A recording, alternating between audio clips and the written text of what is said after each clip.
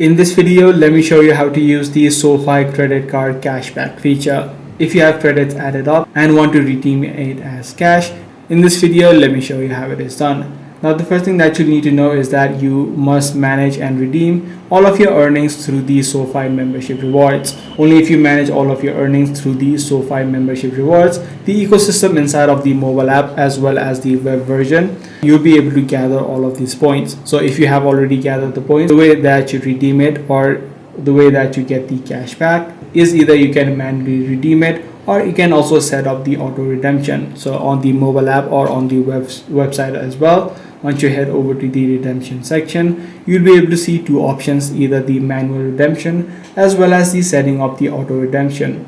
So if your goal is to redeem cash every time, you can just set up the auto redemption as cashback, and what this will do is automatically each month at a specific time period, the cashback will be automatically added in and will be added to your main balance inside of SoFi. So that's pretty much all there is to it. If this video was helpful to you, be sure to subscribe. I'm going to see you in the next one.